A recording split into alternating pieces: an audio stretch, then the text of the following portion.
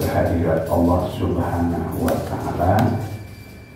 Pada pagi hari ini kita dapat bertemu kembali di majelis ini. Mudah-mudahan semuanya sehat walafiat, ada dalam curahan rahmat, berkah serta lindungan Allah Subhanahu wa Ta'ala. Hari ini kita insya Allah akan memulai mengkaji satu tema penting, yaitu tentang ma'rifatullah. Ma'rifatullah, saya kasih judul Ma'rifatullah, jalan cinta menuju Allah. Namun sebelumnya kita akan bersama-sama terlebih dahulu berdoa, ya, khususnya bagi saudara-saudara kita di Palestina. Ini doa ini juga banyak dibaca dalam qunut nazilah, ya. Jadi setidaknya sebagai bentuk dari rasa simpati kita, solidaritas kita, kita hubungkan dengan doa, ya. Bismillahirrahmanirrahim. Allahumma shalli wa sallim ala Sayyidina Muhammad wa ala alihi wa sahbihi wa sallim. Amin ya Allah ya rabbal alamin. Allahumma ansur ikhwanana al-muslimina wal mujahidina fi Palestin. Allahumma ansur ikhwanana al-muslimin wal mujahidina fi Palestin. Allahumma ansur ikhwanana al-muslimin wal mujahidina fi Palestin. Allahumma tsabbit imanahum wa anzidis sakinata ala qulubihim wa wahid sufufahum. Allahumma ahlikil kafarata wal musyrikin. Allahumma dammir al-yahuda wa sabbit syamlahum wa farrid jam'ahum. Allahumma ansur mujahidina ala a'daina a'da'ad-din birahmatika ya arhamar rahimin. Wa sallallahu ala nabiyyina Muhammadin wa ala alihi wa sahbihi wa sallim. Bibarakatil Fatihah. A'udzubillahi minasyaitonir rajim. Bismillahirrahmanirrahim. Alhamdulillahirabbil alamin. Ar-Rahmanir-Rahim. Maliki yaumiddin. Iyyaka na'budu wa iyyaka nasta'in. Ihdinas siratal mustaqim. Siratal ladzina an'amta 'alaihim ghairil maghdubi 'alaihim waladdallin. Baik, jamaah sekalian, supaya saya tidak nulis, jadi saya nulisnya di laptop. Kebetulan juga mulai bulan kemarin mungkin, ya, saya sedang punya proyek. Proyek, insya Allah mohon doanya dari ibu-ibu sekalian. Proyek ini kembali nulis buku. Nulis buku karena saya ingin belajar dari Buya Hamka. Buya Hamka itu justru menyampaikan ceramahnya itu dari apa yang beliau tulis, ya. Banyak sekali faedah dan manfaatnya dengan menulis itu.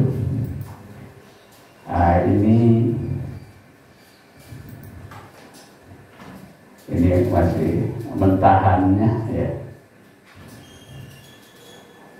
Saya tulis aneka hidangan studi dan pencerahan spiritual Islam, ya. Ini sudah beberapa tulisan yang saya coba tuangkan, ya. Karena itu ketika Ibu Lia kemarin meminta judul, saya pilihkan Ada 50 sekian judul yang ingin saya coba tulis, ya, dan insya Allah sangat memadai untuk sebuah buku. Karena itu kemarin saya beri dua pilihan judul ke Ibu Lia, yaitu pertama tentang ma'rifatullah,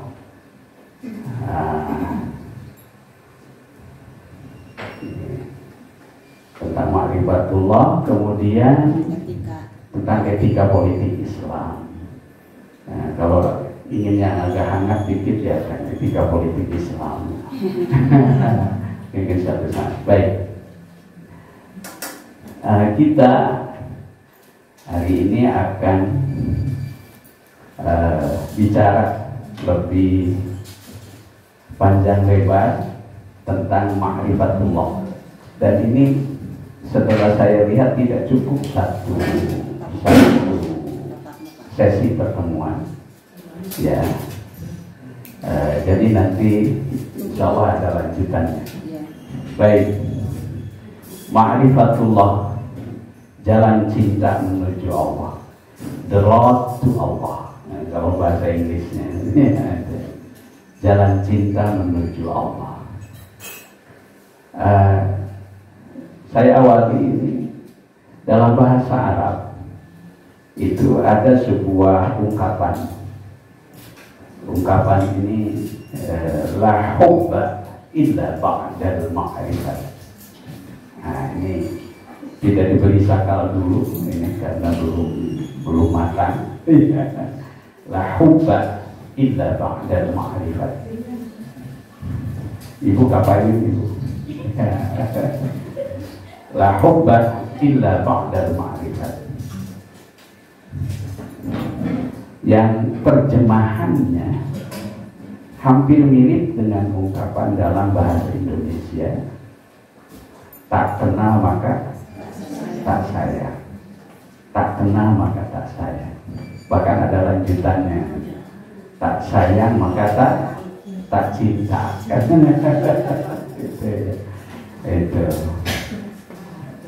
maka itu.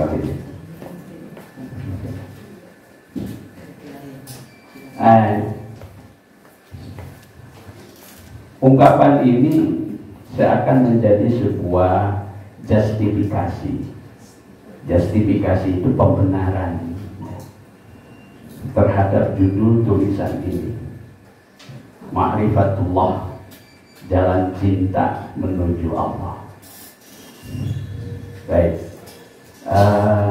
ada buku tebal ini, Jalan Cinta Buya. Itu biografi Buya Hamka, bagus sekali bukunya, dan itu sudah diangkat menjadi sebuah film. Baru volume pertama, ya.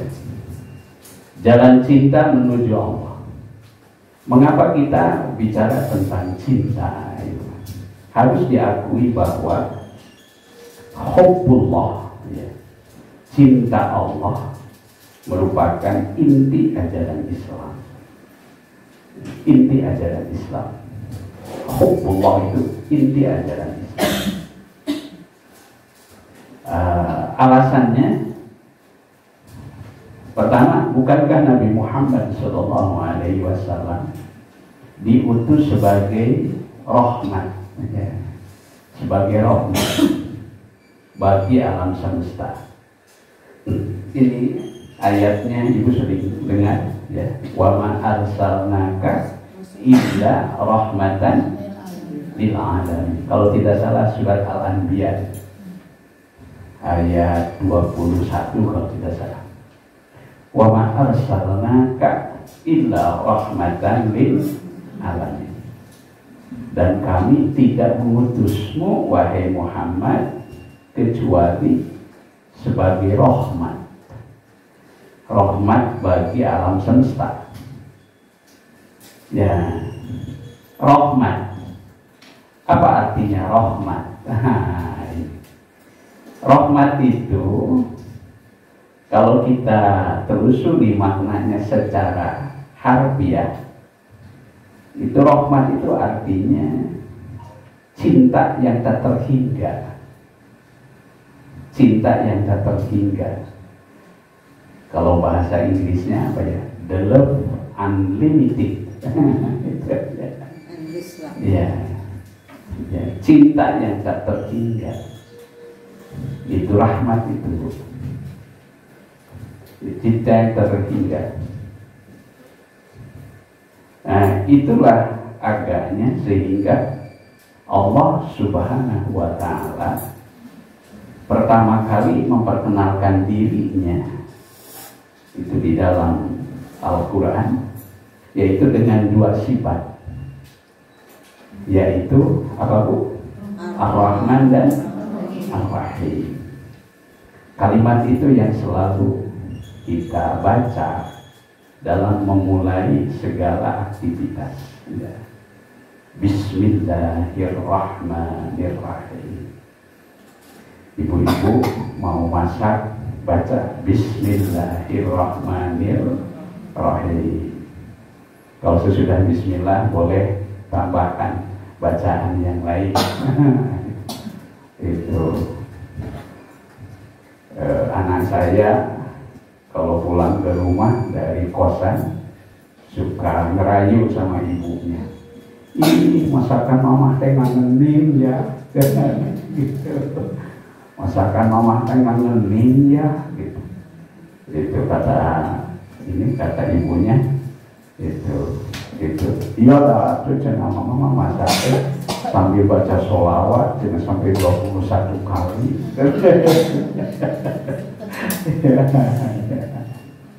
Ya. Jadi rahmat itu artinya cinta yang tak terhingga.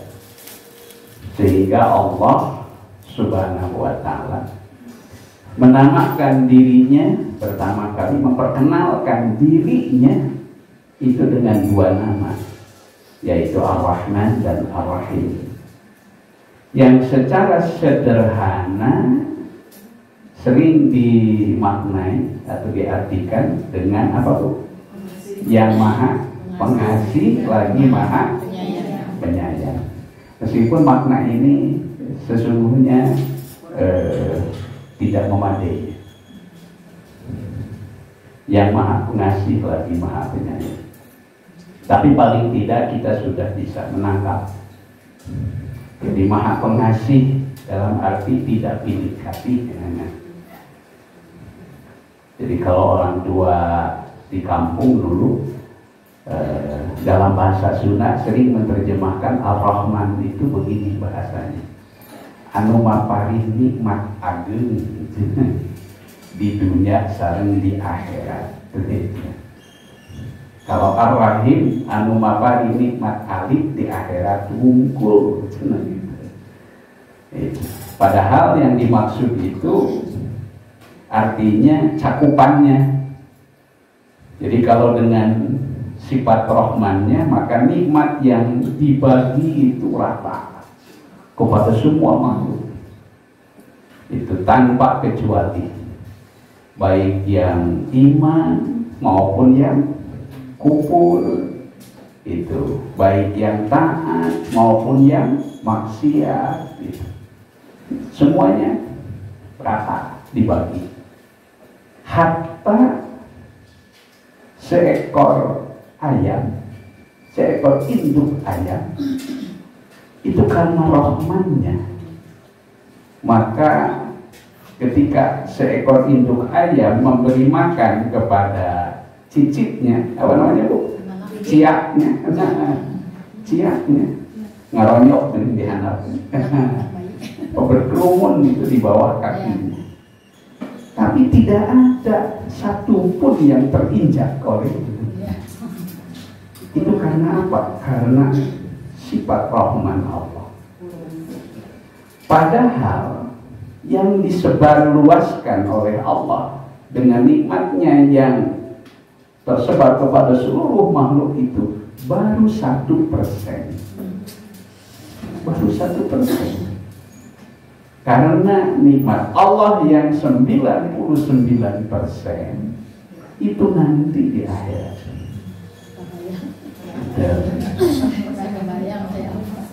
Ada seorang pemuda di pengajian saya tanya, Ustaz, kalau begitu orang beriman mungkin sudah mulai dapat bonus dari 99% itu di dunia.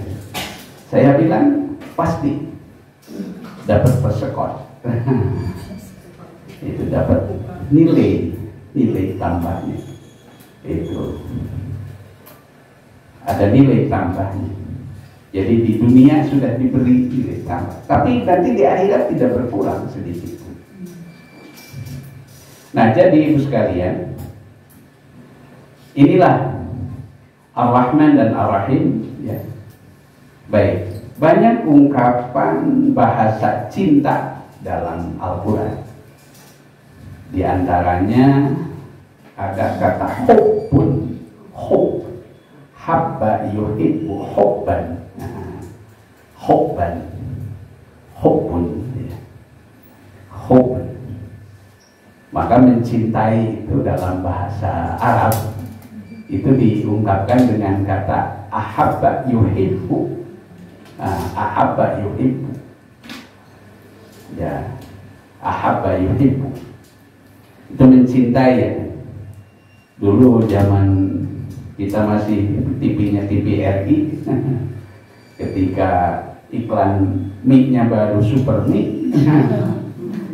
Masih ingat ada ungkapan bahasa Arab, anak uhibbu Superman. Ya, ibu ingat tuh. Yang iklan pembukaan iklannya itu masih Delman. Mana suka siaran niaga. Ahabba yuhibbu, ya. Hubbun. Ada juga mawaddun. Mawaddun itu seperti cinta siapa mawaddun? Seperti cintanya seorang ibu. Seorang ibu, seorang ayah kepada anaknya. Seperti udara kasih yang engkau berikan. Tak mampu ku membalas ibu. Nah, ibu, cinta ibu. Nah, itu mawaddun, mawaddah. Dalam surat Ar-Rum ayat 21, nah itu dibahasakan dengan kata mawaddah. Mawaddah. Ya. Mawaddah. Dan yang paling tinggi adalah rahmat. Rahmat. Maka kalau orang Arab menyebut kabogo, orang Arab itu menyebut kekasih itu Siti Rahmat. Siti Rahmat. Tapi kalau manggil gitu suka dipakai Siti Rahmat, Siti Rahmat. Alat dimakakan gitu. Iya, itu. Ya, Siti Rahmat. Rahmat ibu. Rahmat. Nah, tentu masing-masing memiliki kekuatan makna. Jadi masing-masing memiliki kekuatan makna ibu. Bahasa cinta itu ada kekuatan makna. Dan rasa bahasanya tersendiri. Itu apa bedanya? Hubbun dengan mawaddun dengan rahmah. Itu ada yang disebut namanya, kalau ahli bahasa menyebutnya itu zauqul lughah. Ada rasa bahasa, ya, ada rasa bahasa. Baik, dalam kitab Qami'ut Tubyan, ini sudah lama saya membacanya, jadi belum sempat dirujuk ulang ya persisnya. Tapi saya masih ingat nama kitabnya tipis itu Qami'ut Tubyan. deradikalisasi. Jadi kitab itu diperkenalkan dalam sebuah diskusi di MUI Kota Bandung. Ya, nama kitabnya Qaum Utubian. Di dalamnya berisi 77 cabang iman. 77 cabang iman. Nah, di cabang yang ke-10 itu ada bait wahbu ilahaka qad alima iqabi. Wahbu ilahaka qad alima iqabi. Dan cintailah Tuhanmu. Qad alima iqabi.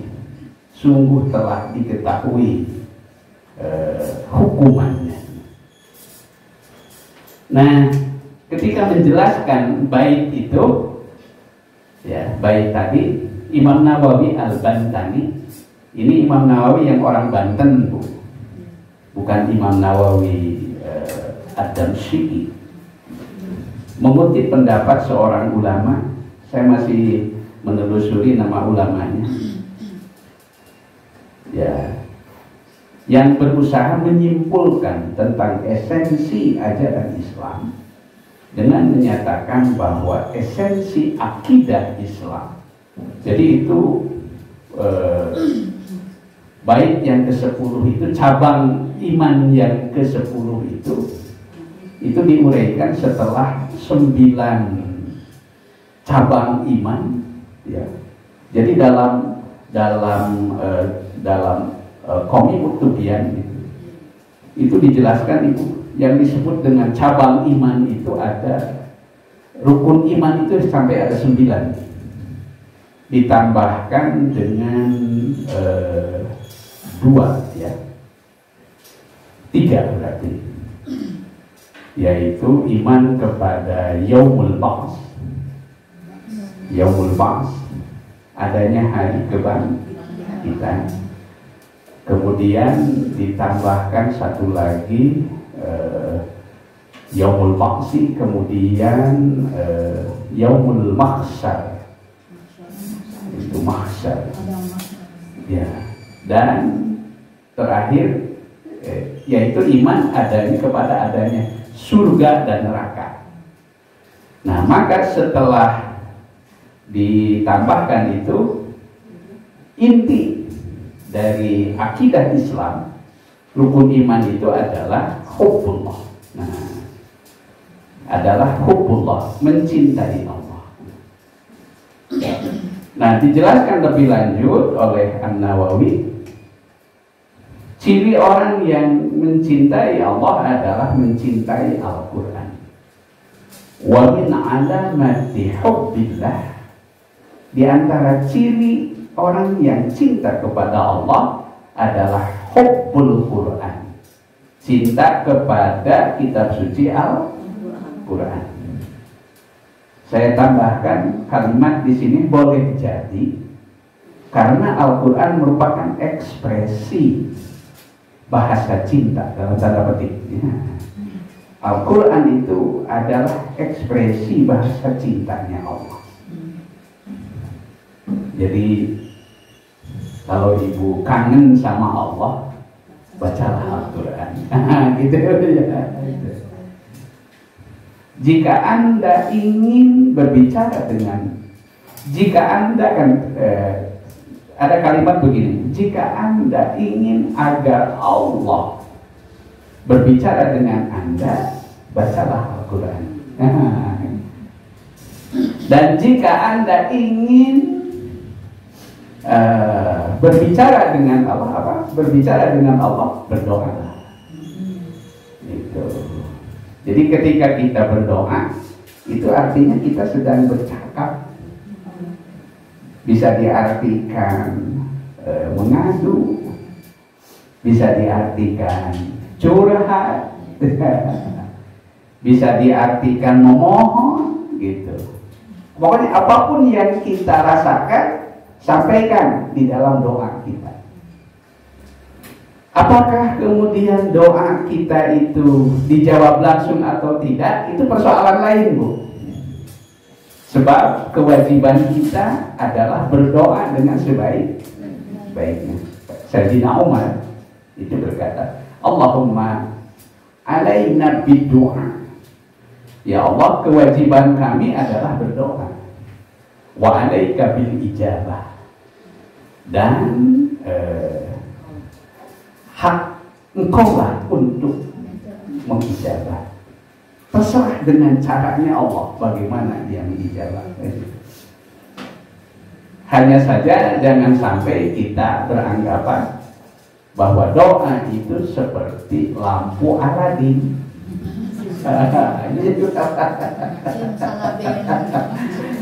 Itu gosok-gosok lampu Aladin kan gitu. Jangan anggap doa itu seperti lampu Aladin. Itu justru doa itu adalah alat koneksi kita. Ya, alat koneksi kita dengan Allah Subhanahu wa Ta'ala. Artinya semakin banyak kita berdoa, maka itu artinya kita semakin banyak terhubung dengan Allah. Itu.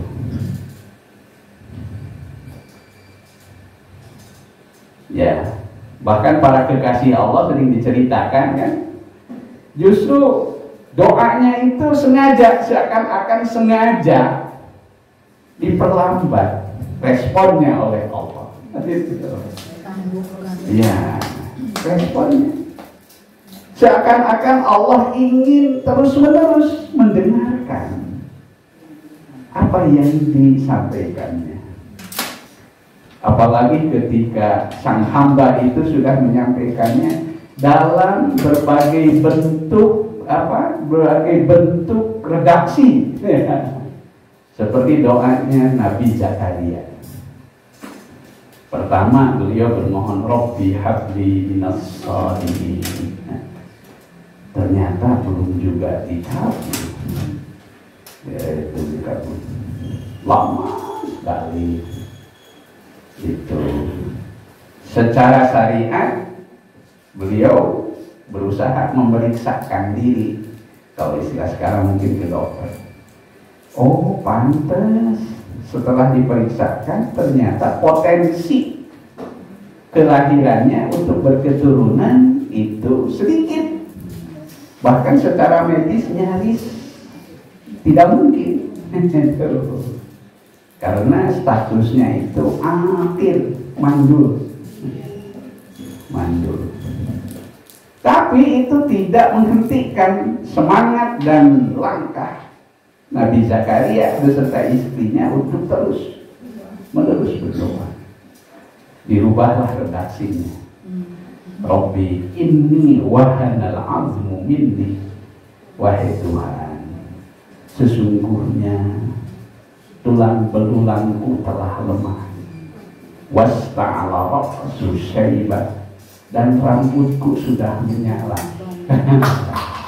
Sudah menyala. Uban. Kata kawan saya di pengajian di Panas di Anjur, itu Pak Ustadz kan sekarang bukan zamannya perubahan, tapi perubahan. Iya, itu kata kawan saya. Ya bisa dianggap kampanye. Ya.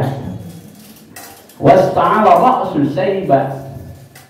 Itu, dan rambutku sudah menyala. Walam akun bidu'ani rabbi sakiyya. Tapi aku tidak akan pernah berhenti. Aku akan terus berdoa. Hingga akhirnya apa yang terjadi? Biarpun secara sunnatullah sudah tidak mungkin untuk berketurunan, tapi karena kekuatan doanya itu, justru Nabi Zakaria diberi surprise oleh Allah, yaitu lahirnya seorang anak yang secara medis itu sudah tidak mungkin. Tapi karena kekuatan doanya dan kesabarannya itu, akhirnya Allah mengaruniakan putra dan langsung diberi nama oleh Allah. Namanya Yahya. Jadi ibu sekalian, kembali tadi ya.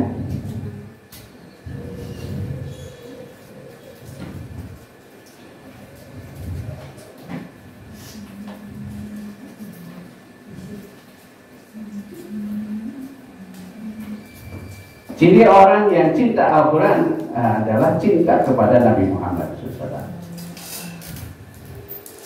Ya, dalam kitab Qomiyut Tubyan, jadi Imam Nawawi mengutip pendapat ulama yang menyebut tentang esensi ajaran Islam dengan menyatakan bahwa esensi akidah Islam adalah hubbullah, artinya mencintai Allah.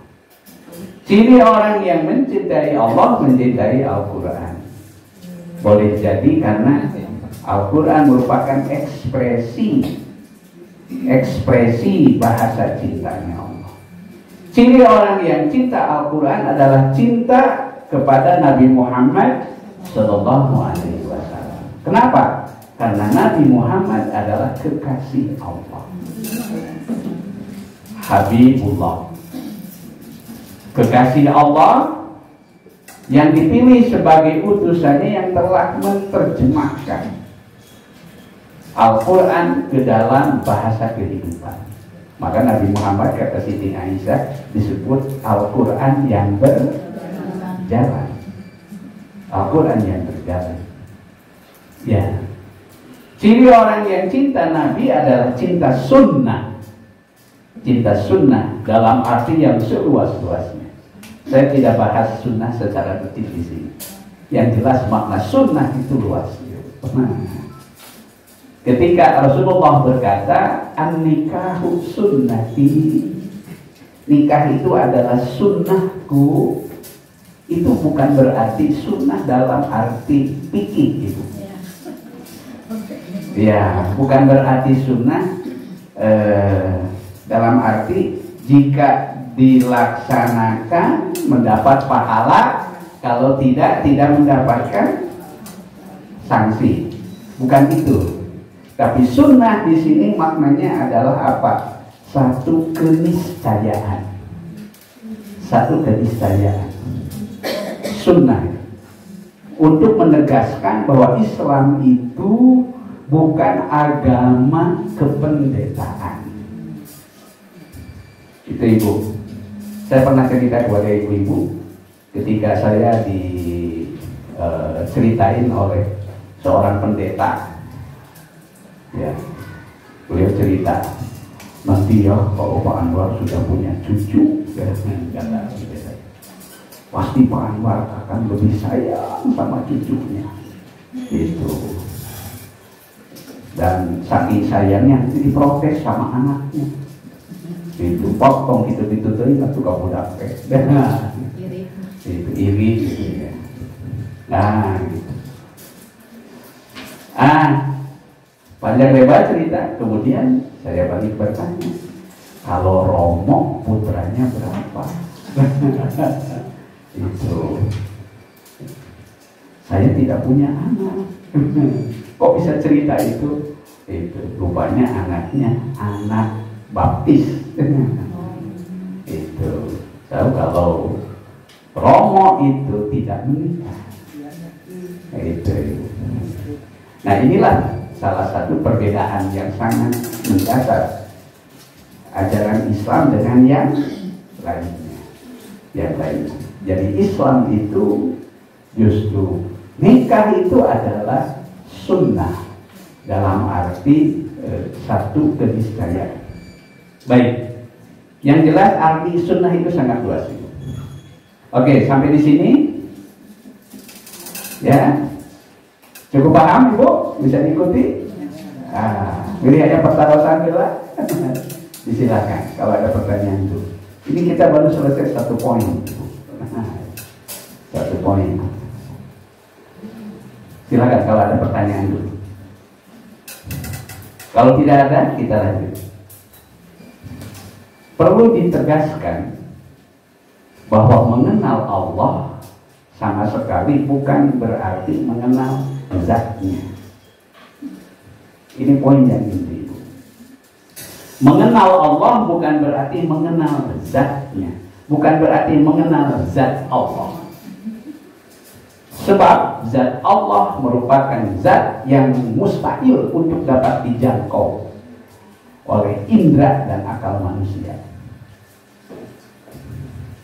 Jadi kalau ada cerita itu, wah saya melihat Allah, bohong,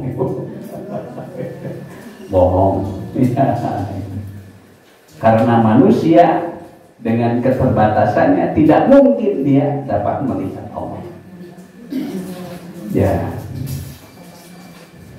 jangankan Allah yang maha gaib, sesuatu yang gaib pun sudah tidak mungkin dijangkau oleh indera dan akal manusia.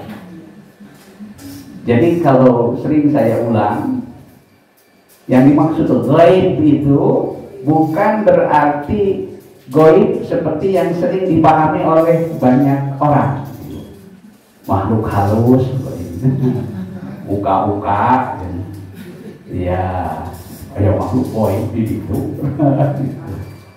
Jangan dirinya makanya ayat juri. Itu kalau orang kampung menyebutnya ada juri, kayak wajib. Diriwa. Ya, itu bukan gaib dalam arti yang sebenarnya. Sesuatu yang disebut gaib itu adalah, itu saya beri terjemahan di sini pengertiannya, merupakan sesuatu yang tidak dapat dijangkau oleh indera manusia dan tidak dapat dipahami oleh akal, tetapi sangat diyakini keberadaannya. Itulah makna gaib. Ya, makna gaib. Saya agak panjang kalau harus cerita tentang gaib ini. Pernah juga sekilas diceritakan. Satu ketika Nabi tidak sholat subuh, tiba-tiba air seret itu seperti musim kemarau. Di Cimahi alhamdulillah di Barbeka sudah hujan. Alhamdulillah. Alhamdulillah. Saya hampir tiap malam di rumah itu begadang. Karena saya harus menjadi seksi pengairan. Saya gantian dengan istri.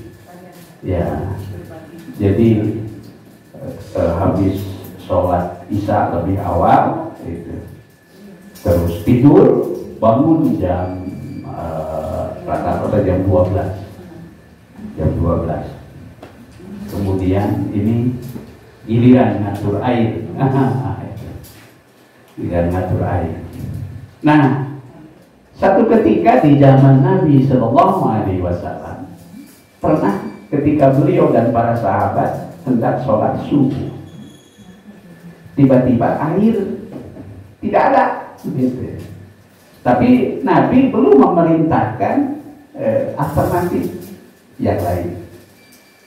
Beliau kemudian meminta qurbah itu kepada sahabat, siapa di antara kalian yang membawa qurbah? Qurbah itu ibu, ini apa, tempat air yang terbuat dari kulit, ya dari kulit ya.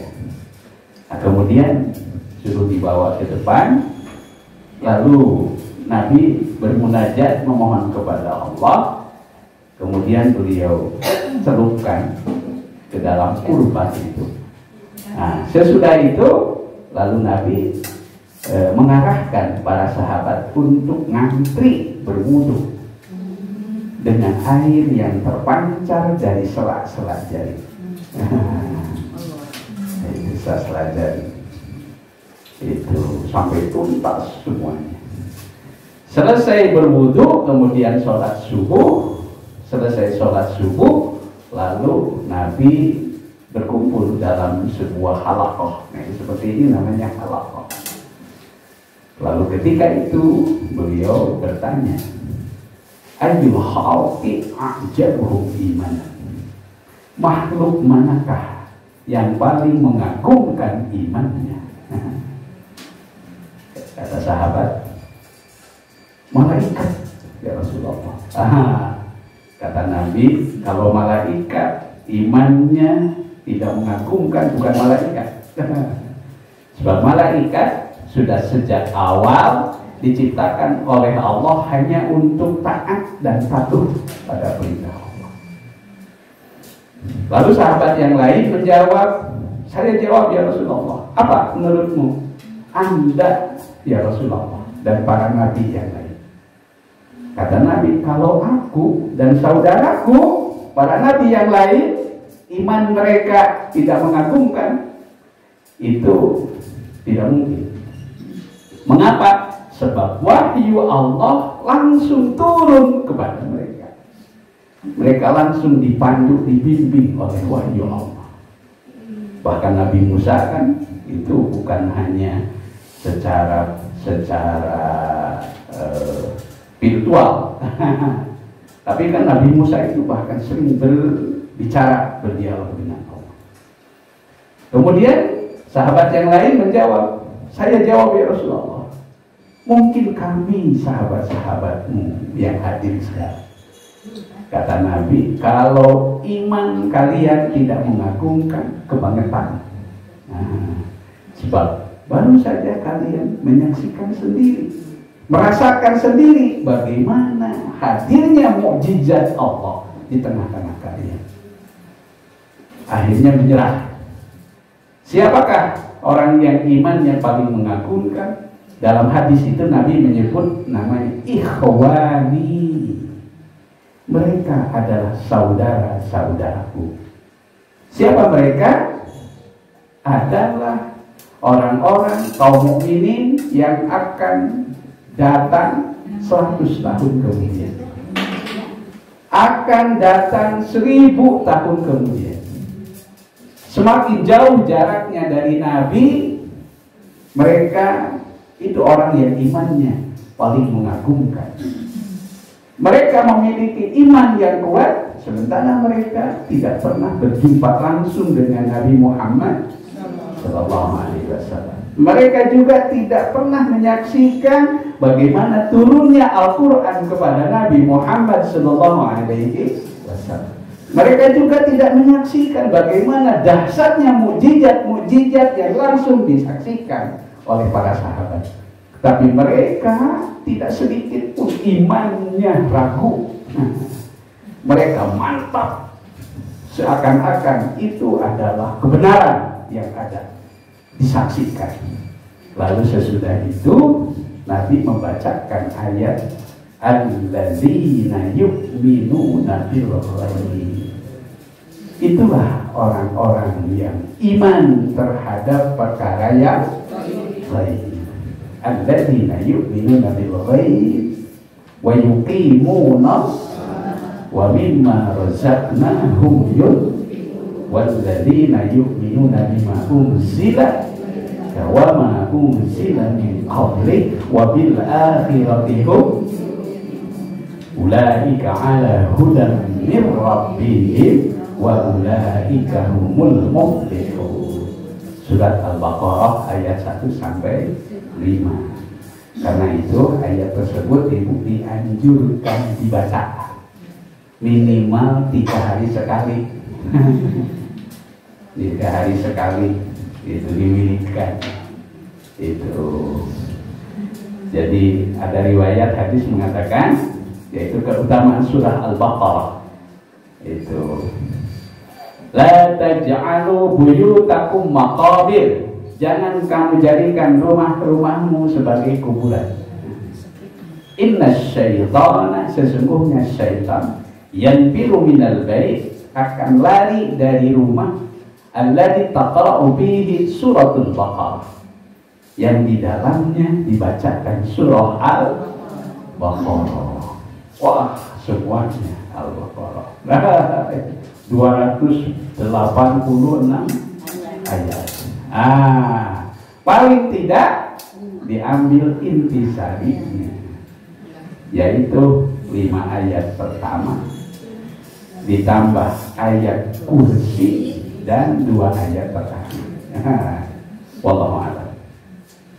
Jadi ibu sekalian, inilah sekelumit makna gaib. Gaib perlu juga dipahami bahwa kemampuan manusia dalam mengamati sebuah objek maksimal hanya sampai pada objek 3 dimensi. Itu biasa ditinggali maksimal 3. Padahal bukan berarti tidak ada 4 dimensi, bukan tidak ada 5 dimensi, 6 dimensi, 7 dimensi dan seterusnya. Tapi batas kemampuan kita untuk menangkap sebuah objek itu maksimal sampai batas 3 dimensi. Ya, itu menunjukkan keterbatasan. Testimoninya, satu ketika Nabi Musa alaihissalam, karena dorongan rasa cintanya yang menggebu-gebu, ia memohon dengan sangat kepada Allah agar diperkenankan untuk dapat melihat zatnya. Lalu apa yang terjadi? Dengan kemahabijaksanaannya Allah subhanahu wa ta'ala memenuhi keinginan Nabi Musa. Namun sebelum Musa diizinkan untuk menyaksikan penampakan dirinya, ini dalam bahasa Al-Quran disebut namanya tajalli, penampakan, tajalli. Penampakan dirinya, dia terlebih dahulu akan menampakkan dirinya kepada sebuah gunung yang letaknya tidak jauh dari Nabi Musa. Jika gunung itu tetap utuh berada di tempatnya, berarti Nabi Musa ada harapan untuk dapat menyaksikan penampakan dirinya. Mari kita lihat gambaran Al-Quran ketika menuturkan kisah ini. Allah berfirman, walamma jaa Musa, a'udzubillahi minasyaitonir rajim. Walamma jaa Musa limiqatina wa kallamahu rabbuhu qala rabbi arini anzur ilaika qala lan tarani walakin unzur ilal jabali fa in istaqarra makanahu fasawfa tarani. Falamma tajalla rabbuhu lil jabali ja'alahu dakka wa kharra Musa sa'iqan. Falamma afaqa qala subhanaka tubtu ilaika wa ana awwalul mu'minin. Sadaqallahul azim. Dan ketika Musa datang untuk munajat pada waktu yang telah kami tentukan, dan Tuhan telah berfirman langsung kepadanya.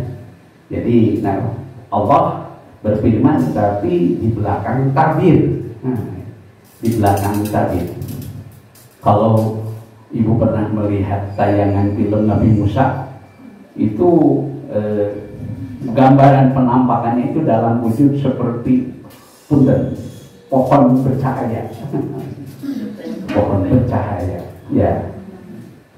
Musa berkata, ya Tuhanku, tampakkanlah dirimu kepadaku agar aku dapat melihat engkau. Allah berfirman, engkau tidak akan sanggup melihatku. Namun lihatlah ke gunung itu. Jika ia tetap di tempatnya sebagai sedia kala, niscaya engkau dapat melihatku. Maka ketika Tuhannya menampakkan keagungannya kepada gunung itu hancur luluh dan Musa pun jatuh pingsan. Setelah Musa sadar, dia berkata, Maha suci engkau, aku bertobat kepada engkau dan aku adalah orang yang pertama-tama beriman. Surat Al-A'raf ayat 143. Dengan demikian maka jelas sudah bahwa yang dimaksud dengan mengenal Allah adalah terbatas pada mengenal ciptaan-ciptaannya, mengenal sifat-sifat dan nama-namanya, mengenal ayat-ayat dan tanda-tanda kekuasaannya. Lalu bagaimana cara kita mengenal semuanya itu? Yaitu dengan memanfaatkan potensi panca indera kita, terutama pendengaran dan penglihatan kita. juga dengan memanfaatkan potensi akal dan pikiran kita, hingga kita mengoptimalkan potensi hati atau kolbu dan jiwa kita. Itulah sesungguhnya modal utama kita yang telah dititipkan oleh Allah sejak kita lahir ke dunia. Ketika manusia dikeluarkan dari perut ibunya masing-masing, sesungguhnya ia tidak mengetahui apa-apa. Namun secara fitrah sudah dibekali potensi keruhanian yang memiliki kecenderungan kepada ketauhidan, yang dalam bahasa Al-Quran disebut namanya hanifan. Quran surat 30 ayat 31. Fa'aqim wajhaka lid-dini hanifan fitratallahi allati fatara an-nasa 'alaiha la tabdila li khalqillah. Lalu Allah bekali setiap anak manusia dengan potensi pendengaran, penglihatan dan akal budi. Namun sayang, 1000 kali sayang. Namun sayang, 1000 kali sayang. Kebanyakan manusia lupa. Mereka tidak sadar akan kegunaan dan manfaat dari apa yang ada pada dirinya. Lihat Quran surat 16 ayat 78. Wallahu akhrajakum min butuni ummahatikum la ta'lamuna syai'an wa ja'ala lakum as-sam'a wal absara wal af'idah la'allakum tashkurun. Kebanyakan manusia justru lebih suka membangga-banggakan penampilan fisik. Penampilan fisik itu penting karena kesan pertama seseorang sering dilihat dari penampilan lahiriahnya. Tapi kesempurnaan manusia tidak hanya terletak pada penampilan fisik atau basyariah semata. Jadi dimensi fisik dalam Al-Quran disebut namanya basyariah. Ya, basyariah. Yang utama justru terletak pada penampilan insaniah. Penampilan insaniah terutama terdapat pada keutamaan iman.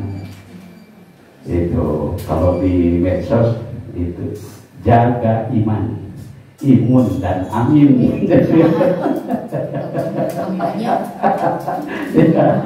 Kita di medsos yuk. Iya, Ibu. Jadi yang utama justru terletak pada potensi insaniah, terutama keutamaan iman, ya, ilmu dan akhlak. Ini 3.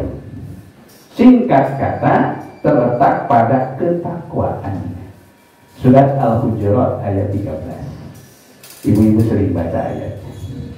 Ya ayyuhan nas, inna khalaqnakum min zakarin wa unsa wa ja'alnakum syu'uban wa qabaila lita'arafu inna akramakum indallahi atqakum.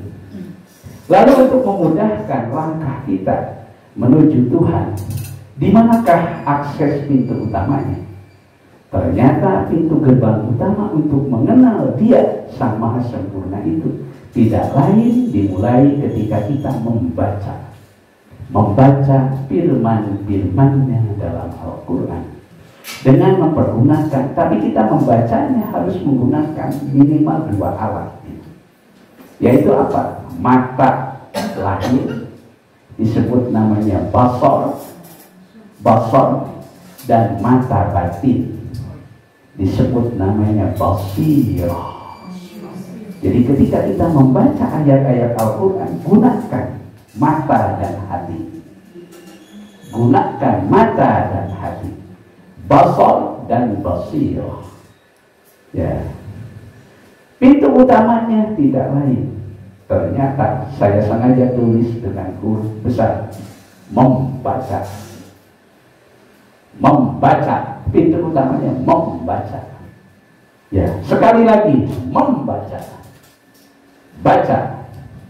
Iqra.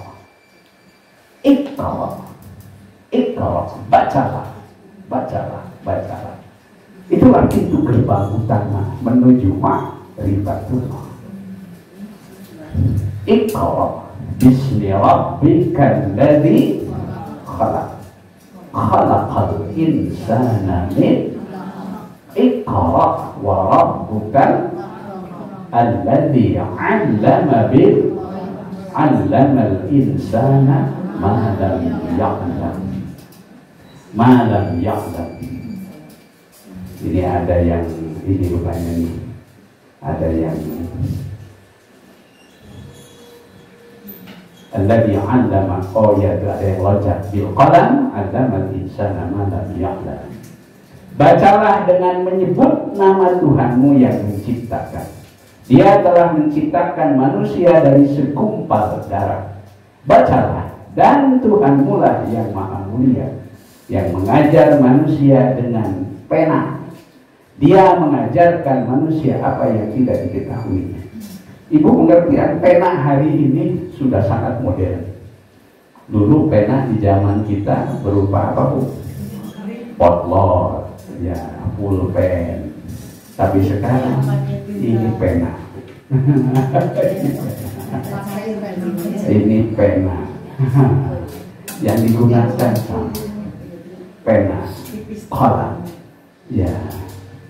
Pena di zaman digital sekarang ini sangat berkembang.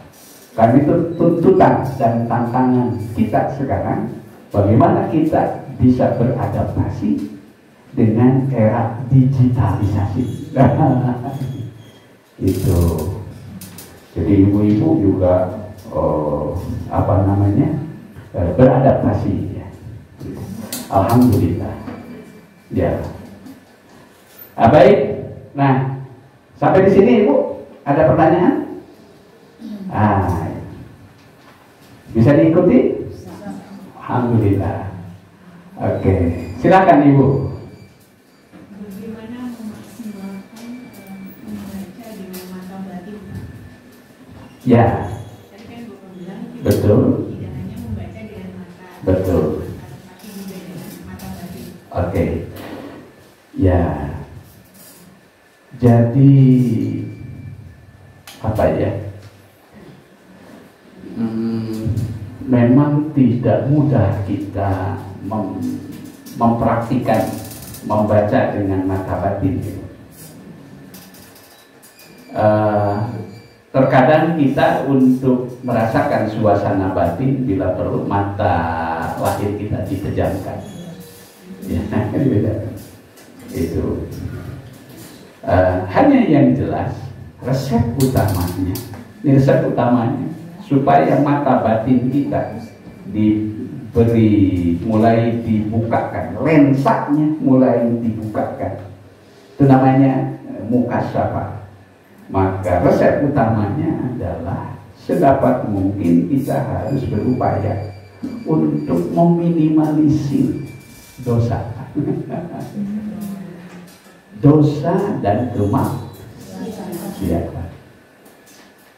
Itu. Ada ungkapan al-ilmu nurun. Ilmu itu nurun. Tapi sok diterjemahkan ke barudak bisa kolak nurun teniron. Nyontek. Padahal ilmu itu cahaya. Maksudnya itu adalah cahaya pencerahan, the lighting. Allahu nurus samawati wal ardh. Masalun nurihi kamiskatin biha misbah. Al-misbahu fi zujajah. Jadi kata Imam Syafi'i rahimahullah berkata, al-ilmu nurun. Ilmu itu adalah cahaya. Wa nurullah la yu'ti lil 'as.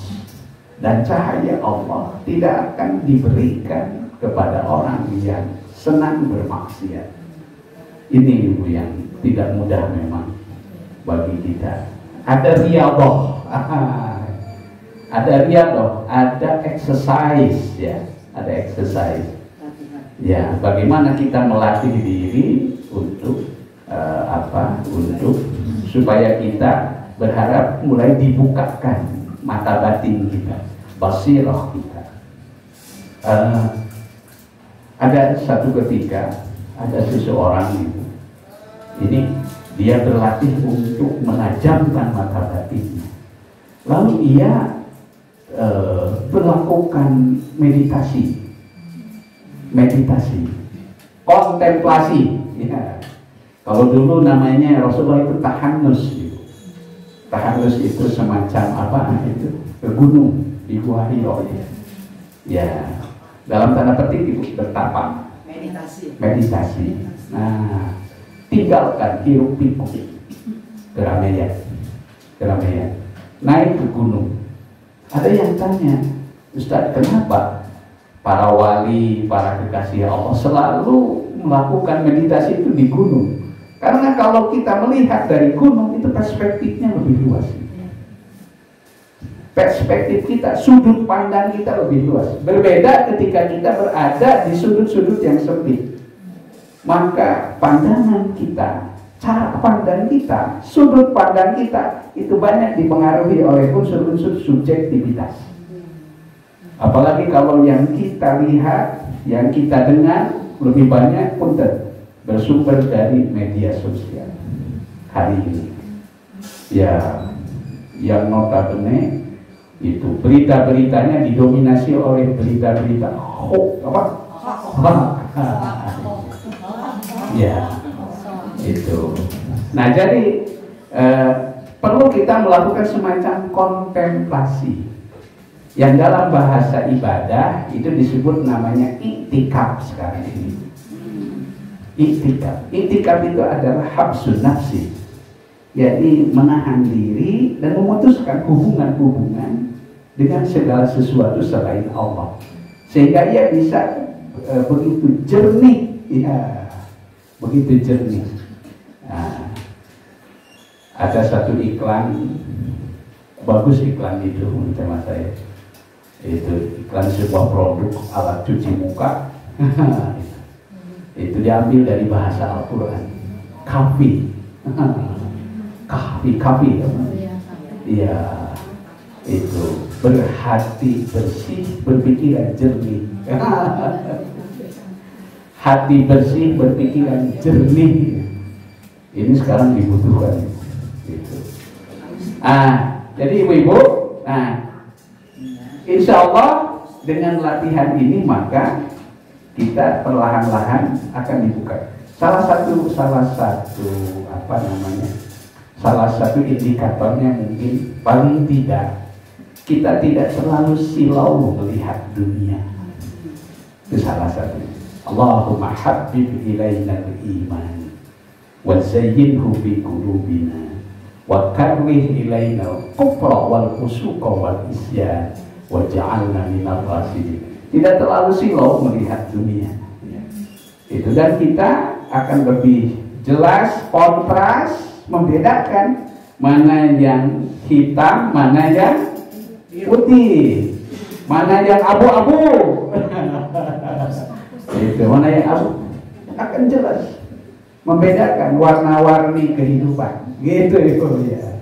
Maka doanya apa bu doanya? Allahumma arinal haqqa haqqan warzuqna tibaa wa arinal batila batilan warzuqna. Ini doa akhir zaman. Doa Allahumma arinal haqqa haqqan warzuqna tibaa wa arinal batila batilan warzuqna tinara.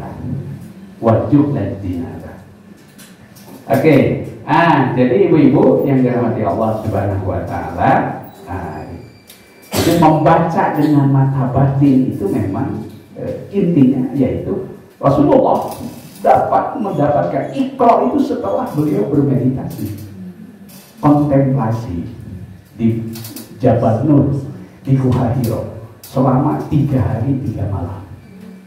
Hingga kemudian Allah datang dengan menyampaikan wahyu ini. Iqra bismi rabbikal ladzi khalaq khalaqal insana min iqra wa rabbukal akram alladzi 'allama bil qalam 'allamal insana ma lam ya'lam. Jadi saya kira tidak mudah memang untuk mempraktekkan ini sekali lagi. Terlebih lagi kita hidup di zaman yang sudah, saya kira sekarang ini zaman yang sudah mendekati akhir zaman. Itu sudah mendekati akhir zaman.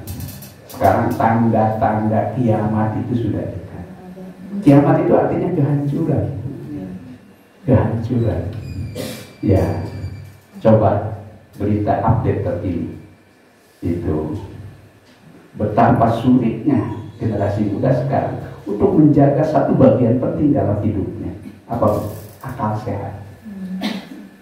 Mereka begitu lupa sehingga mereka salah memilih pergaulan, minum oplosan.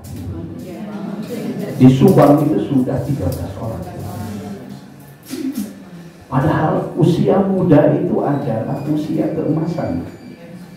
Usia keemasan. Usia muda itu adalah usia di mana di situ adalah tempatnya untuk menanam benih-benih harapan. Harapan masa depan kita, harapan masa depan kita itu terletak di pundak mereka. Karena itu mereka seharusnya justru generasi yang dibekali dengan nilai-nilai optimisme, bukan pesimisme. Ini indikator ya. Kenapa mereka memilih jalan seperti gelap?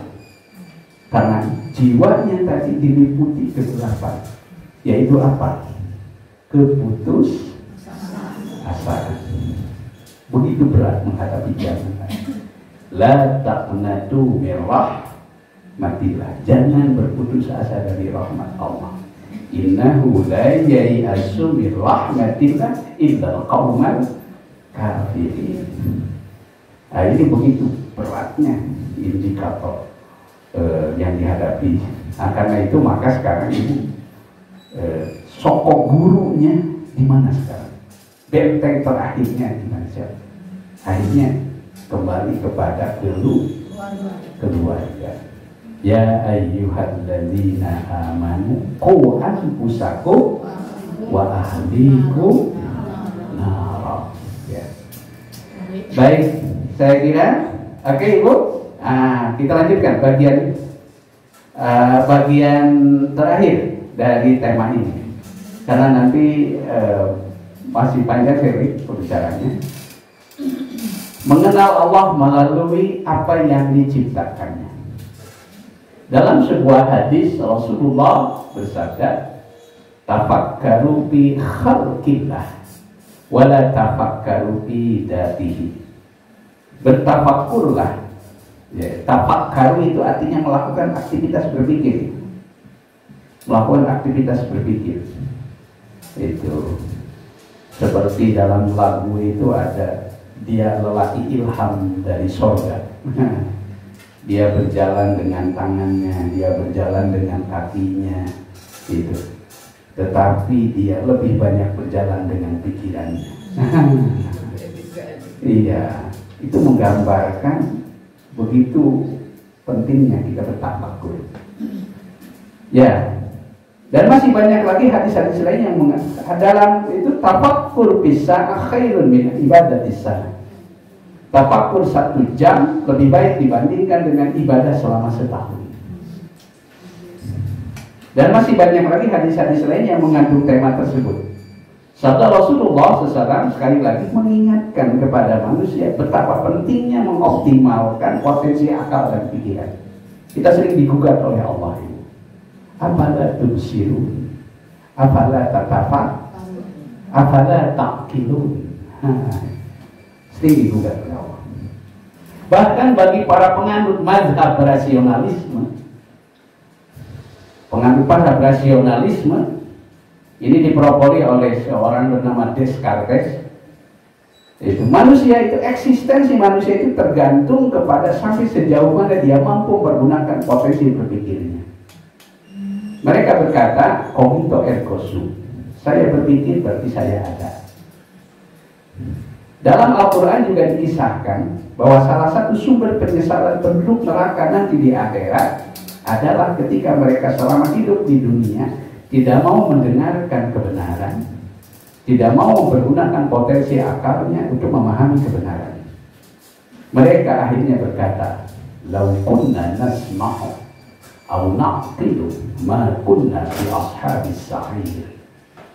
Seandainya dahulu kami mau mendengar dan mau menggunakan akal, niscaya pada hari ini kami tidak akan berada di neraka sa'ir.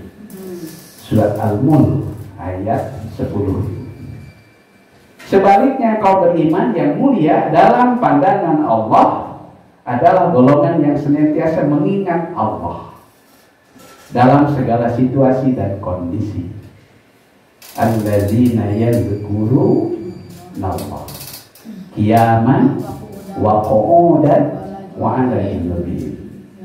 Baik dalam keadaan sehat maupun dalam keadaan sakit, dalam keadaan suka maupun dalam keadaan duka, selalu mengingat Allah.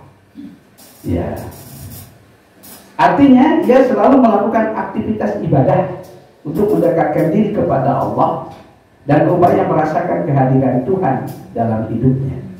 God consciousness, terutama melalui sholat. Sholat, karena itu sholat itu tidak ada hentinya. Sholatlah kamu sebelum kamu disolatkan.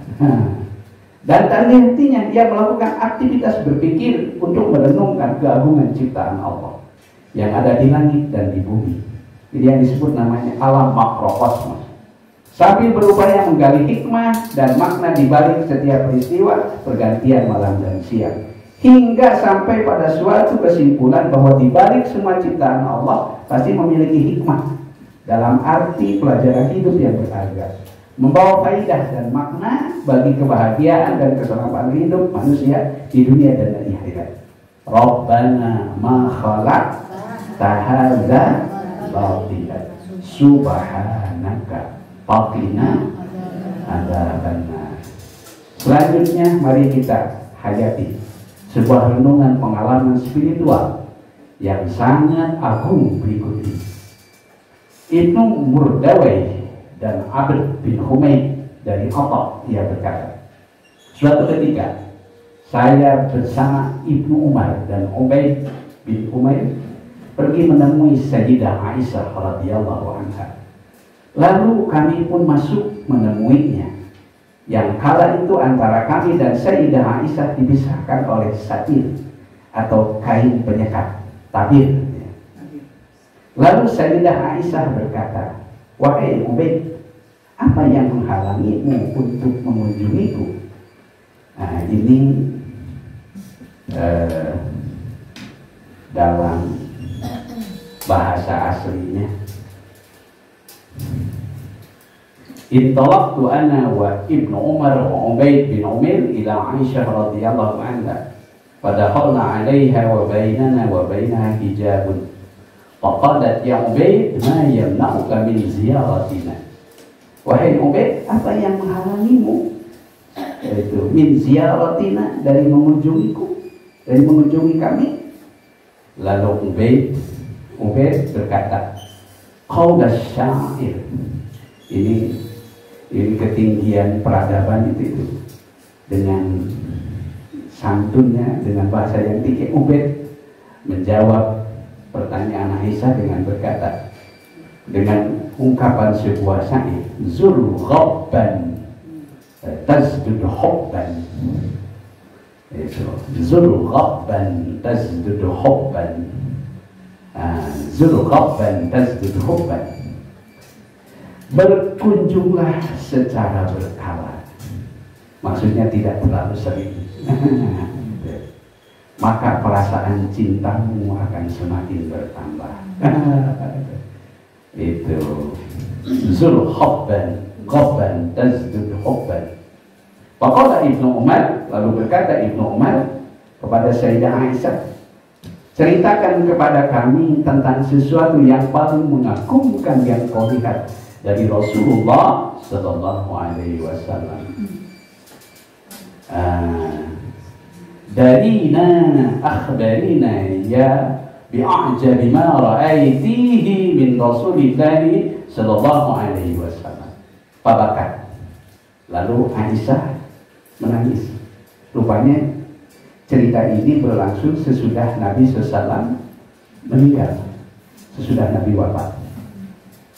Waqalat, dan Sayyidah Aisyah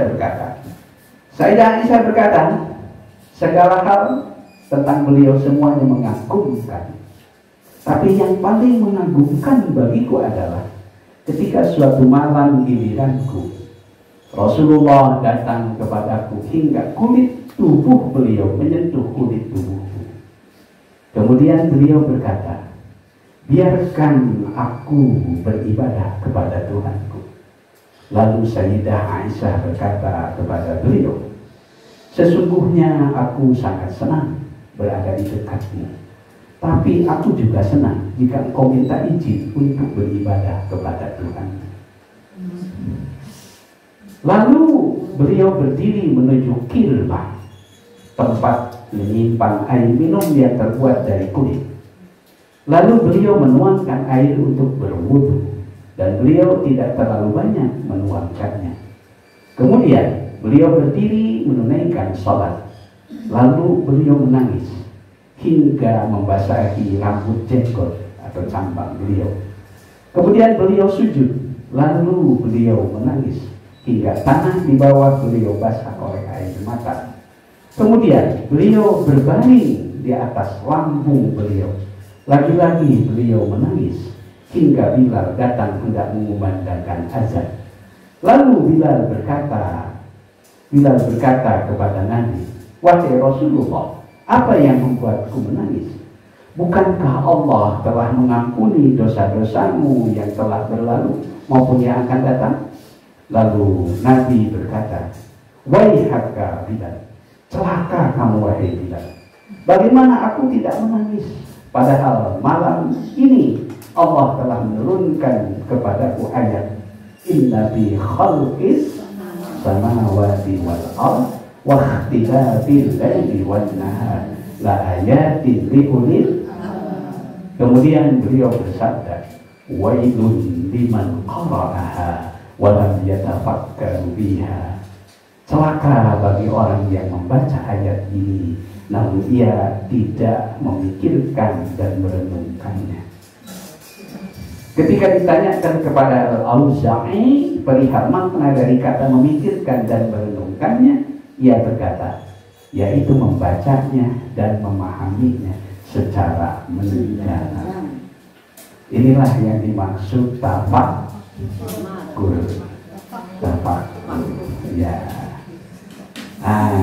Jadi kita sampai di sini saja dulu. Kita batasi.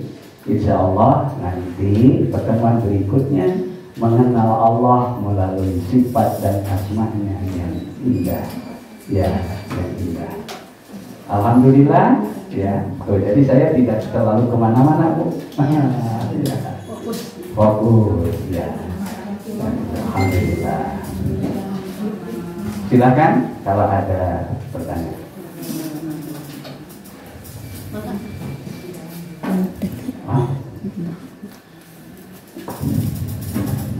Mohon doa bersama untuk kesembuhan Ibu Emi Darji, ya. Ibu Emi Darji yang telah menjalani operasi pada kakinya hari Senin yang lalu. Alhamdulillah, operasinya sudah, Ibu? Ya, kita doakan mudah-mudahan beliau diberi diberi kesehatan, diberi kekuatan, ya, kesembuhan, supaya dapat beraktivitas kembali seperti sedia kala, agar bisa bersama-sama kembali di majelis yang kita cintai. Allahumma rabbana azhibil ba'sa isfi wa anta syafi la shifaan illa shifauka shifaan la yuqadiru saqama. Allahumma rabbana azhibil ba'sa isfi wa anta syafi la shifaan illa shifauka shifaan la yuqadiru saqama. Allahumma rabbana azhibil ba'sa isfi wa anta syafi la shifaan illa shifauka shifaan la yughadiru saqama. Bibarakatil Fatihah. A'udzubillahiminasyaitonirrajim. Bismillahirrahmanirrahim. Alhamdulillahirabbil alamin. Arrahmanirrahim. Maliki yaumiddin. Iyyaka na'budu wa iyyaka nasta'in. Ihdinas siratal mustaqim. Siratal ladzina an'amta 'alaihim ghairil maghdubi 'alaihim. Kalau ibu ketemu dengan ibu Eni, nah, itu sambil dipegang ibu, ini sambil dipegang yang lukanya, itu doakan dengan doa itu. Bahkan kalau misalnya yang didoakannya itu wanita, sementara yang ingin mendoakan saya, misalkan ya, maka bisa disambungkan oleh yang mahram. itu salah satu tuntunannya. Allahumma rabbana anhir isfi wa anta syafi la shifaan illa shifauka shifaan la yughadiru. Bisa ditambahkan as'alullahal azim rabbal arsyil azim ayyasiyaki. Kalau perempuan, as'alullahal azim rabbal arsyil azim ayyasiyaki. Kalau laki-laki ayyasiyaka. Itu. Jadi saya kira sekarang ini memang kita perlu lebih mengintensifkan ya, saling mendoakan. Saya juga tadi sengaja di awal pertemuan bacakan satu kalimat, itu namanya kalimat marjan. Marjan, ibu bilang marjan. Marjan. Marjan. Marjan itu mutiara, ibu. Berlian. Marjan itu. Ada mutiara kata yang paling berharga. Namanya lafaz marjan. Lafaz marjan. Ya. Itu lafaz marjan. Bismillahi masya Allah. La yasukul khaira illallah. Masya Allah. La yasrifus su'a illallah. Masya Allah. Makana min ni'matin faminallah. Masya wala haula wala quwwata. Kemarin di samping rumah saya kira-kira 100 meter ada kebakaran hebat, sebuah kafe. Malam apa ya itu. Nah kemudian saya bilang sama jamaah, itu saya baca dalam kitab Tanwirul Qulub ada riwayat doa, itu bacalah lafaz marjan. Itu barang siapa yang membaca lafaz ini 3 kali di waktu pagi, 3 kali di waktu sore, maka dia akan terhindar dari tenggelam, terhindar dari kebakaran, terhindar dari pencurian, terhindar dari kejahatan penguasa, terhindar dari juga kejahatan binatang-binatang buas. Ya, lafaz marjan. Ya, nanti di-share aja ibu. Silakan di-share di grup ya. Baik ibu, mudah-mudahan pertemuan ini membawa hikmah, berkah dan manfaat. Ya. Dan insya Allah kita sekali lagi selalu ada dalam curahan rahmat berkah dan lindungan Allah. Terakhir, the last but not least, sebelum lupa, ada oleh-oleh itu 10 ayat, tolong mulai diakrabi, yaitu surat Ali Imran tadi mulai ayat 191